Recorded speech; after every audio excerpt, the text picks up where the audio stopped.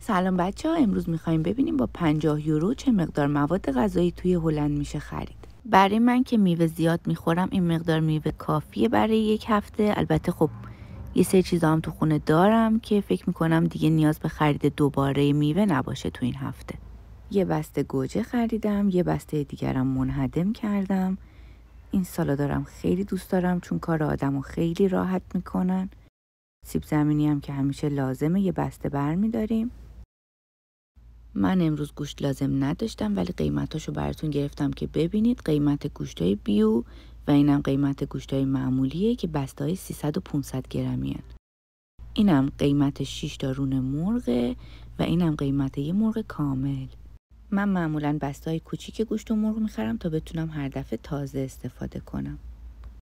قیمت پنیر اینجا خیلی متفاوته چون تنوع خیلی زیادی داره. این پنیر مورد علاقه منه که خب قیمت متوسطی داره. برای برداشتن این نونا هم 2 تا دستمو لازم داشتم، بنابراین دیگه براتون فیلم نگرفتم.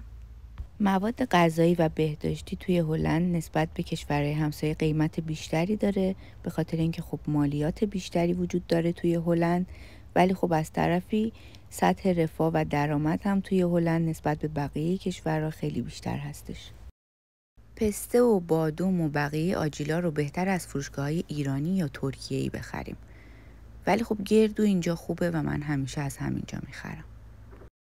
سمت راستی خیارشور با نمکه و سمت چپی با شکر که من هیچ وقت نمیتونم درکش کنم.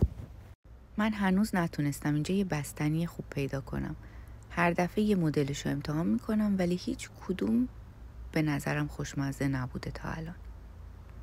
این دفعه میخوام این یکی رو امتحان کنم. قیمت نوتلا رو تو سایت‌های ایرانی چک کردم. تنوع قیمتی خیلی متفاوتی بود و برام خیلی عجیب بود. دونه دونه همه رو اسکن میکنیم.